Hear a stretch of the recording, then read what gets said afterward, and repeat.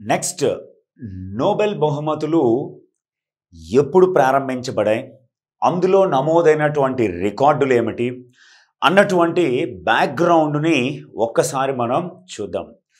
Alfred Bernard Nobel అన్నటువంటి ఈ శాస్త్రవేత్త స్వీడన్ దేశానికి చెందినవారు. పూర్తి పేరు అయితే ఆల్ఫ్రెడ్ బెర్నార్డ్ నోబెల్. ఈ ఆల్ఫ్రెడ్ బెర్నార్డ్ నోబెల్ స్వీడన్ దేశానికి చెందినటువంటి ఒక అద్భుతమైనటువంటి శాస్త్రవేత్త. ఈయన డైనమైట్ అనేటువంటి ఒక పదార్థాన్ని కనుగొనడం జరిగింది. ఈయన 1895 నవంబర్ 27వ తేదీన 1895 నవంబర్ 27వ తేదీన తన ఆస్తులకి సంబంధించినటువంటి ఒక వీలునామాని రాసిపెట్టాడు. ఈ వీలునామా ప్రకారము శాస్త్ర సాంకేతిక రంగాలలో భవిష్యత్తులో మానవాభివృద్ధికి కృషి చేసినటువంటి గొప్ప శాస్త్రవేత్తలకు 5 కేటగిరీలలో నా పేరు మీదుగా బహుమతులని నెలకొల్పి ఇవ్వండి అని తన వీలునామాలో రాసిపెట్టారు. ఆ 5 కేటగిరీలు ఏమిటంటే భౌతిక శాస్త్రం, రసాయన శాస్త్రం, వైద్య శాస్త్రం, సాహిత్యం, శాంతి. ఈ 5 రంగాలలో నా పేరు మీదుగా బహుమతులను ఏర్పాటు చేసి ఇవ్వండి అని ఆయన వీలునామా రాశారు. ఆ వీలునామా రాసిన సంవత్సరంలో ఆయన మరణించడం జరిగింది. 1896 డిసెంబర్ 10వ తేదీన ఆల్ఫ్రెడ్ బెర్నార్డ్ నోబెల్ ఇటలీ అనేటువంటి దేశంలో మరణించారు. అందుకే ఆయన మరణించిన రోజు నాడు ప్రతి సంవత్సరము నోబెల్ బహుమతుల ప్రధానోత్సవం జరుగుతుంది. అయితే నోబెల్ వీలునామా ప్రకారము ఈ నోబెల్ బహుమతులని ఏర్పాటు చేశారు. మొట్టమొదటి నోబెల్ బహుమతులని 1901 డిసెంబర్ 10వ తేదీన ప్రదానం చేశారు. ఈ 5 కేటగిరీస్ని కూడా మొట్టమొదటి నోబెల్ బహుమతుల ప్రధానోత్సవం 1901 డిసెంబర్ 10వ తేదీన జరిగింది. ప్రతి సంవత్సరము నోబెల్ బహుమతుల విజేతల పేర్లను అక్టోబర్ నెలలో ప్రకటించడం సాంప్రదాయం. ఆ ప్రకటనలో వైద్య శాస్త్ర బహుమతిని మొదటగా ప్రకటించడం జరుగుతుంది. నోబెల్ బహుమతులు నోబెల్ వర్ధంతి సందర్భంగా ప్రతి సంవత్సరం డిసెంబర్ 10వ తేదీన ప్రదానం చేయబడతాయి. 1968లో స్వీడన్ కేంద్ర బ్యాంకు అయినటువంటి దాన్ని మనం స్వీడన్ సెంట్రల్ బ్యాంక్ అంటాం. స్వెరిజెస్ రిక్స్ బ్యాంక్, స్వెరిజెస్ రిక్స్ బ్యాంక్ అనేది ఏర్పాటు చేయబడి 300 సంవత్సరాలు పూర్తయిన సందర్భంగా లేదా 300వ వార్షికోత్సవం సందర్భంగా 1968లో అర్థశాస్త్రం అనేటువంటి ఒక కేటగిరీని ఈ నోబెల్ గౌరవార్థం ఏర్పాటు చేసి 1969 నుంచి 6వ కేటగిరీగా అర్థశాస్త్రాన్ని నోబెల్లో ఏర్పాటు చేసేయడంతో ప్రస్తుతం నోబెల్ బహుమతులని 6 రంగాలలో ఇస్తున్నట్లు మనం అర్థం చేసుకోవాలి. 1969లో అర్థశాస్త్రం అనేటువంటి కేటగిరీని యాడ్ చేశారు. అయితే నోబెల్ బహుమతులలో భౌతిక శాస్త్రం, రసాయన శాస్త్రం, వైద్య శాస్త్రం, సాహిత్యం, అలాగే అర్థశాస్త్రం, బహుమతులను స్వీడన్ రాజధాని స్టాక్ హోమ్లో ప్రదానం చేస్తారు. శాంతి బహుమతిని మాత్రం నార్వే రాజధాని ఓస్లోలో ప్రదానం చేస్తారు. అయితే ఈ నోబెల్ బహుమతులకి ప్రపంచ ప్రెస్టీజియస్ బహుమతులైనటువంటి ఈ నోబెల్ బహుమతులకి నగదు బహుమతి, ప్రతి కేటగిరీకి ఇచ్చే నగదు బహుమతి ఎంత అంటే, మొట్టమొదటగా దీన్ని 1901లో ఏర్పాటు చేసినప్పుడు ప్రతి కేటగిరీకి సుమారుగా 1,50,782 మిలియన్ స్వీడిష్ క్రోనార్లను ఇచ్చేవారు. 1,50,782 మిలియన్ స్వీడిష్ క్రోనార్లు బహుమానంగా ప్రతి కేటగిరీకి ఇచ్చేవారు. అయితే దీనిని ప్రస్తుతం 2023 సంవత్సరానికి వచ్చేటప్పటికి ప్రతి కేటగిరీకి నోబెల్ బహుమతులలో 11 మిలియన్, దీన్నే మనం 11 మిలియన్ స్వీడిష్ క్రోనార్లుగా ప్రస్తుతం ప్రతి కేటగిరీకి నగదు బహుమతి ఉంది. స్వీడిష్ క్రోనార్లు 11 మిలియన్ స్వీడిష్ క్రోనార్స్ అంటే 9,86,200 డాలర్లు సుమారుగా. అదే మన ఇండియన్ కరెన్సీలో సుమారుగా 8.5 కోట్లు, అరౌండ్ ఫిగర్ అటు ఇటు కావచ్చు, 8.5 కోట్ల వరకు ఉంటుంది. అయితే 2022లో ఈ నగదు బహుమతి 10 మిలియన్ స్వీడిష్ క్రోనార్లుగా ఉండేది. సెప్టెంబర్ 15, 2023న నోబెల్ ఫౌండేషన్, ఈ అవార్డుల్ని మొత్తం బాధ్యత చూసుకునేది నోబెల్ ఫౌండేషన్, 1 మిలియన్ స్వీడిష్ క్రోనార్లని అంటే సుమారుగా $90,000 పెంచుతున్నట్లుగా ప్రకటించడం జరిగింది. దీంతో 10 మిలియన్ స్వీడిష్ క్రోనార్లుగా ఉన్న 2022 నగదు బహుమతి ఇప్పుడు 11 మిలియన్ స్వీడిష్ క్రోనార్లుగా మారింది. అయితే నోబెల్ బహుమతులని 2011 వరకు 10 మిలియన్ స్వీడిష్ క్రోనార్లను ఇచ్చేవారు. 10 మిలియన్లు. అది ఆర్థిక మాంద్యం దృష్ట్యా 2012లో ప్రతి కేటగిరీకి ఇచ్చే నగదు బహుమతిని నోబెల్లో 8 మిలియన్ స్వీడిష్ క్రోనార్లకి తగ్గించడం జరిగింది 2012లో. ఆ తర్వాత మరికొన్ని ఆర్థిక పరిస్థితులు కోలుకోవడం వలన 2017 నుంచి దీన్ని 9 మిలియన్ స్వీడిష్ క్రోనార్లుగా పెంచారు. ఆ తర్వాత 2020 నుంచి దీన్ని 2022 వరకు 10 మిలియన్ స్వీడిష్ క్రోనార్ల నగదు బహుమతినిస్తే ఇప్పుడు 2023లో మరలా దీన్ని 11 మిలియన్ స్వీడిష్ క్రోనార్లుగా పెంచారు. అయితే ఈ బహుమతి, ఈ నగదు గ్రహీతలకు ఇవ్వడానికి నోబెల్ ఫౌండేషన్కి ఎక్కడ నుంచి వస్తుంది అనేది ఒక డౌట్. ఎక్కడ నుంచి వస్తుందంటే సింపుల్గా మనం గుర్తుపెట్టుకోవాలి. నోబెల్ 1895 నవంబర్ 27న ఒక వీలునామా రాశారని చెప్పాను. ఆ వీలునామా మొత్తం 32 మిలియన్ స్వీడిష్ క్రోనార్లకి సంబంధించిన వీలునామా. అందులో తన మొత్తం సంపదలో 32 మిలియన్ స్వీడిష్ క్రోనార్లని ఈ బహుమతులకి ఆయన కేటాయించారు. అది ప్రస్తుతం తీసుకుంటే 1702 మిలియన్ స్వీడిష్ క్రోనార్ల నిధిగా మారిపోయింది.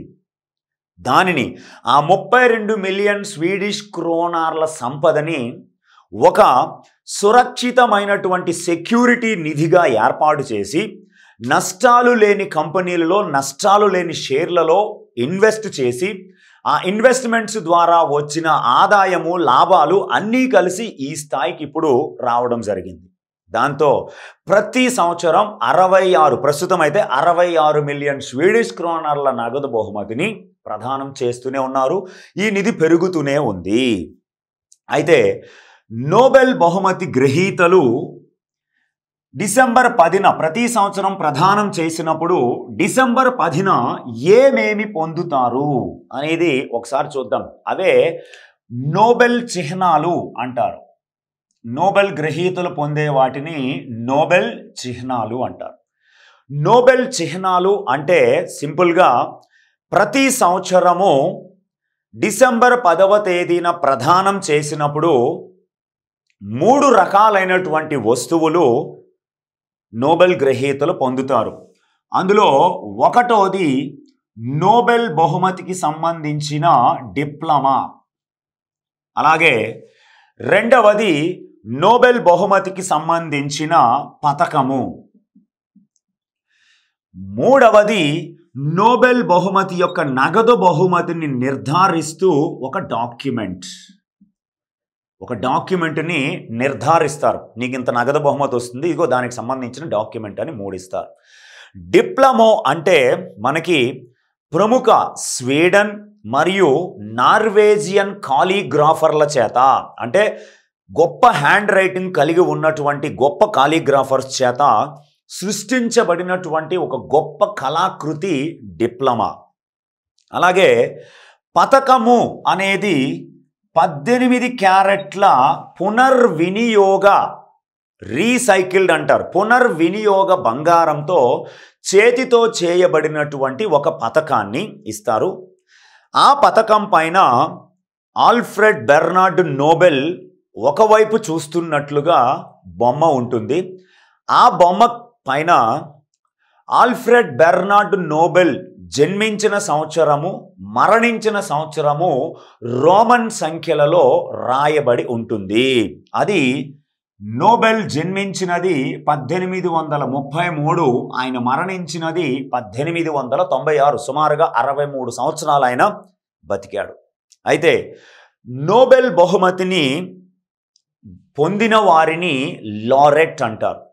పూర్వకాలంలో ఈ లారెట్ అనేటువంటిది అపోలో దేవుడు లారెట్ పుష్పగుచ్చాన్ని కలిగి ఉన్న బొమ్మని కలిగి ఉంటాడు. అందుకే దీన్ని లారెట్ అని పిలుస్తారు, దేవునితో సమానం. అయితే ఈ నోబెల్ బహుమతులని ఇచ్చేటువంటి సంస్థలని ఒక్కసారి మనం చూద్దాం. సంస్థలు, ఏ సంస్థలు నోబెల్ బహుమతిని ఇస్తాయి అంటే ఆల్రెడీ మీకు నేను చెప్పడం జరిగింది. ఒకటి, వైద్య శాస్త్రం బహుమతిని Nobel assembly at Karolinska institute, Nobel assembly at Karolinska institute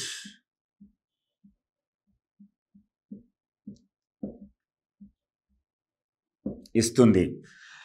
రెండవది, ఇది కూడా మనకి చాలా కీలకమైనటువంటిది, చాలా ఇంపార్టెంట్ అయినటువంటిది, సాహిత్య బహుమతి. ఈ సాహిత్య బహుమతిని the Swedish academy, the Swedish academy అందిస్తుంది. అలాగే శాంతి బహుమతిని నార్వేజియన్ నోబెల్ కమిటీ,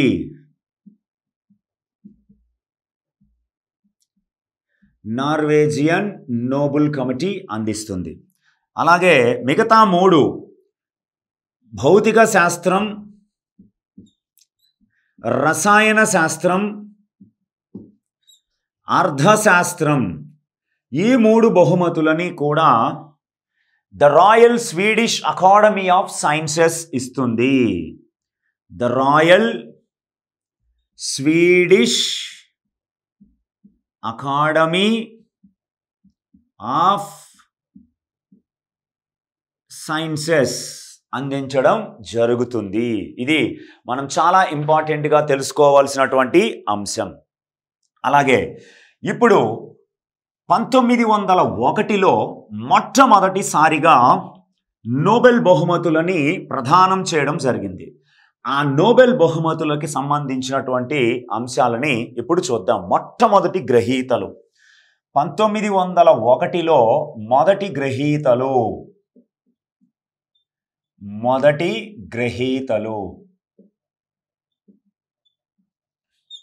మొదటగా మనం భౌతిక శాస్త్రం తీసుకుంటే దీన్ని ఒకే ఒక్క గ్రహీత పొందడం జరిగింది, Wilhelm Conrad Röntgen. Wilhelm Conrad Röntgen. ఈ విల్హెల్మ్ కాన్రాడ్ రాంట్జెన్ అన్నటువంటి ఈయన జర్మనీ దేశానికి చెందినటువంటి వారు. ఎక్స్రేస్ ని కనుగొన్నాడు, ఎక్స్ కిరణాలని కనుగొన్నాడు ఈయన. అలాగే రెండవది కెమిస్ట్రీ, రసాయన శాస్త్రం. 1901లో మొట్టమొదటిగా కెమిస్ట్రీ పొందినది జాకోబస్ హెన్రికస్ వాంటాఫ్. జాకోబస్ హెన్రికస్ వాంటాఫ్. రసాయన శాస్త్రంలో కూడా ఒకరికే ప్రకటించారు, ఈయన నెదర్లాండ్స్కు చెందినటువంటి వారు. అలాగే మూడవది వైద్య శాస్త్రం. ఈ వైద్య శాస్త్రం అనేటువంటి బహుమతిని కూడా ఒకరికే ఇవ్వడం జరిగింది, Emil Adolf von Behring. Emil Adolf von Behring, Poland దేశానికి చెందినటువంటి వారు. Behring, Poland. అలాగే నాలుగవది సాహిత్య బహుమతి, లిటరేచర్. ఈ సాహిత్య బహుమతిని సుల్లి ఫ్రూదోమే, ఫ్రాన్సు దేశానికి చెందినటువంటి వారు పొందారు. సుల్లి ఫ్రూదోమే, ఫ్రాన్స్. తొలి సాహిత్య బహుమతి గ్రహీత. ఆ తర్వాత ఐదవది శాంతి బహుమతి. ఈ శాంతి బహుమతిని ఇద్దరికి ప్రదానం చేశారు. మొదటగా ఒకటి Jean Henri Dunant, Jean Henri Dunant and William ఫ్రేసే, ఫ్రెడరిక్ ఫ్రేసే. జీన్ హెన్రీ డ్యూనాంట్ స్విట్జర్లాండ్కు చెందినటువంటి వారు, ఫ్రెడరిక్ ఫ్రేసే ఫ్రాన్సు దేశానికి చెందినటువంటి వారు. వీరిద్దరూ, ఈయన రెడ్ క్రాస్ అనేటువంటి సంస్థని స్థాపించిన వారు. అలాగే ఆరవది అర్థశాస్త్రం. 1901లో అయితే ఇది లేదు, 1969లో తొలిసారిగా అర్థశాస్త్ర బహుమతిని ఇచ్చారు, ఇద్దరికి ఇచ్చారు. ఒకటి రాగ్నార్ ఫ్రిష్. ఈయన నార్వే దేశానికి చెందినటువంటి ఆర్థికవేత్త. అలాగే జాన్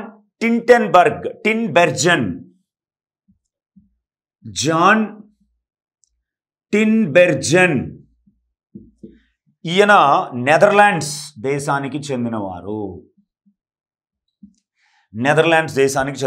అర్థశాస్త్ర బహుమతి.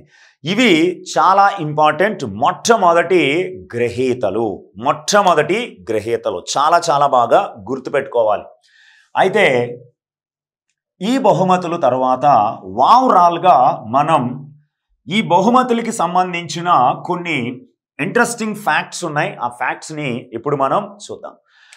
1901 నుంచి 2023 వరకు మొత్తంగా 621 నోబెల్ బహుమతులని ప్రకటించి ప్రదానం చేశారు. 621 నోబెల్ బహుమతులు. ఈ 621 నోబెల్ బహుమతులని మొత్తంగా 1000, కరెక్ట్గా ఈ సంవత్సరంతో 1000 పూర్తి చేసుకుంది. 1000 మందికి ఈ అవార్డులని ఇప్పటి వరకు ప్రకటించారు. 1000. ఇది చాలా బాగా గుర్తుపెట్టుకోవాలి. ఇప్పుడు మనం దీనికి సంబంధించినటువంటి ఒక టేబులర్ ఫార్మాట్ చూద్దాం. భౌతిక శాస్త్రం, అలాగే రసాయన శాస్త్రం, అలాగే వైద్య శాస్త్రం, సాహిత్యం, శాంతి, అర్థశాస్త్రం. రైట్? భౌతిక శాస్త్రం, రసాయన శాస్త్రం, వైద్య శాస్త్రం, సాహిత్యం, శాంతి, అర్థశాస్త్రం అనే ఈ 6 కేటగిరీ బహుమతులని ప్రదానం చేయడం జరుగుతుంది.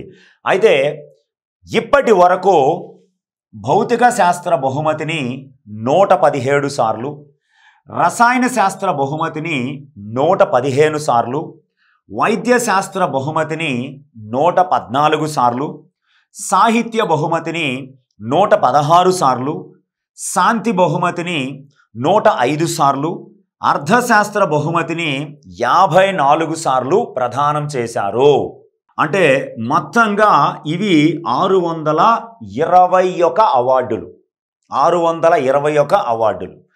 అయితే వీటిని గ్రహీతల పరంగా తీసుకుంటే వైద్య శాస్త్రంలో మొత్తం 225 మంది గ్రహీతలు ఉన్నారు.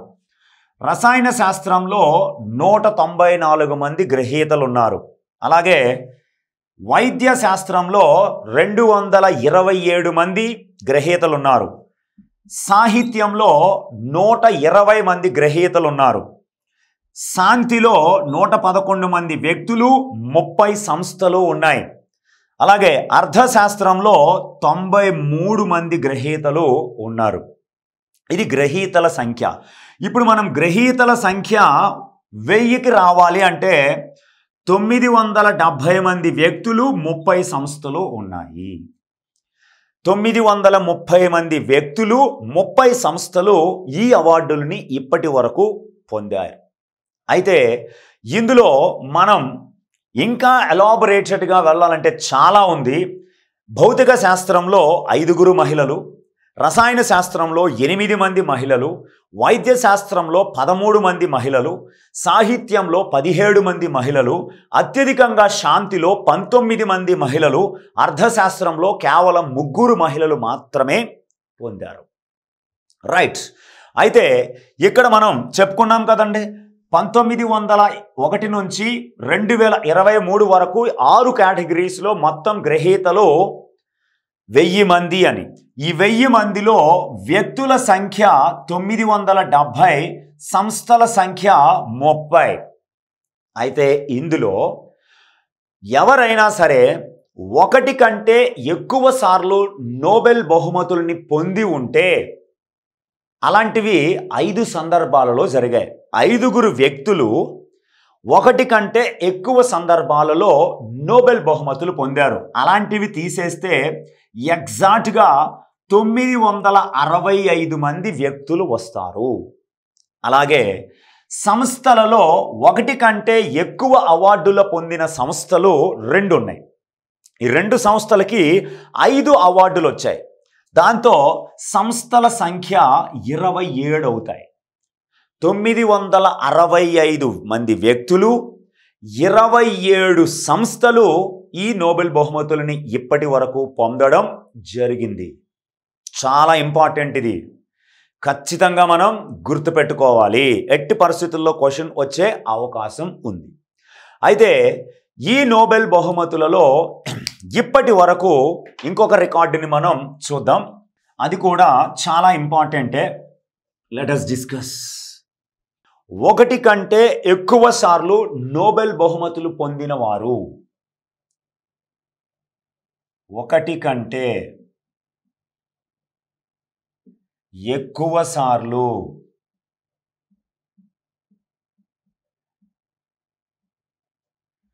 నోబెల్ పొందినవారు. ఇలాంటి వారు 5 వ్యక్తులు ఉన్నారు అని చెప్పుకున్నాం. ఆ 5 వ్యక్తులని మనం ఒకసారి చూద్దాం. అందులో ఒక మహిళ కూడా ఉన్నారు. 2 బహుమతులు పొందిన ఏకైక మహిళ. Number 1 John Bardeen. మొదటి వారు జాన్ బర్డీన్. ఈ జాన్ బర్డీను అమెరికాకి చెందినటువంటి వారు. ఈయన భౌతిక శాస్త్రంలో ఈ 2 బహుమతుల్ని పొందారు. 1956లో ఒకటి, 1972లో ఇంకొకటి. ఓకే. రెండవ వారు ఫ్రెడరిక్ సాంగర్. ఫ్రెడరిక్ సాంగర్ ఈయన యూకే దేశానికి చెందినటువంటి వారు.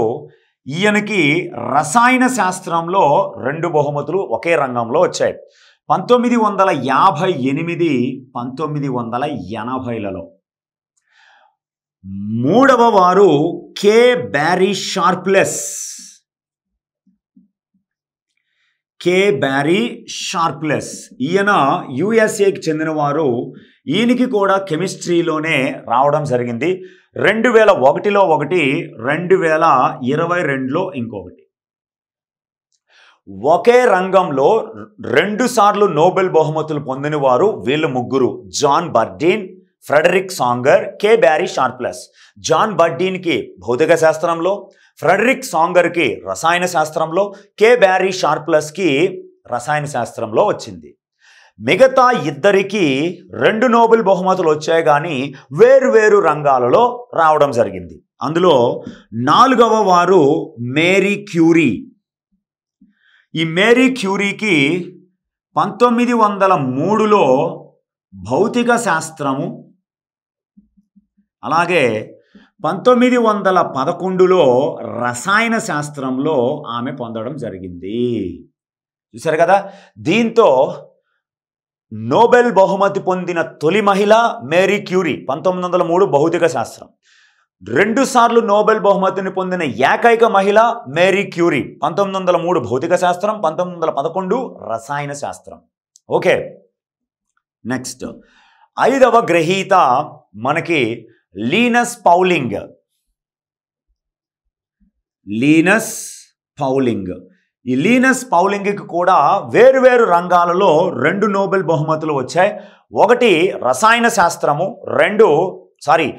ఒకటి రసాయన శాస్త్రము, 2 శాంతి బహుమతి. అదే హైలైట్. రసాయన శాస్త్రం ఆయనకి 1954లో, శాంతి బహుమతి 1962లో దక్కింది. లీనస్ పౌలింగ్ చాలా ఇంపార్టెంట్. ఇది ఖచ్చితంగా గుర్తుపెట్టుకోవాలి. అయితే ఇక్కడ లీనస్ పౌలింగ్కు వచ్చినటువంటి ఒక రికార్డు ఏమిటంటే చాలా ఇంపార్టెంట్. ఎవరితోనూ పంచుకోకుండా 2 సార్లు నోబెల్ బహుమతి పొందిన ఏకైక వ్యక్తి లీనస్ పౌలింగ్. లీనస్ పౌలింగ్ చూడండి. రసాయన శాస్త్రం 1954లో ఈయన ఒక్కరికే ప్రకటించారు. 1962లో శాంతి బహుమతి కూడా ఆయన ఒక్కరికే ప్రకటించారు. ఇంకెవరు ఆయనతో పాటుగా షేర్ చేసుకోలేదు అవార్డుని. ఇక్కడ మేరీ క్యూరీకి 1903లో వేరే వాళ్ళతో షేరింగ్ ఉంది. సేమ్ అందరికీ అన్ని సంవత్సరాల్లో షేరింగ్ ఉంది. కానీ లీనస్ పౌలింగ్కి వచ్చిన 2 అవార్డులు వచ్చినప్పుడు ఎవరు ఆయనతో పాటుగా 2వ గ్రహీత ఆ రంగంలో లేరు. దాంతో ఎవరితోనూ షేర్ చేసుకోకుండా, పంచుకోకుండా నోబెల్ బహుమతిని 2 సార్లు పొందిన ఏకైక వ్యక్తి లీనస్ పౌలింగ్. లీనస్ పౌలింగ్ చాలా ఇంపార్టెంట్. అది ఖచ్చితంగా మనం గుర్తుపెట్టుకోవాలి.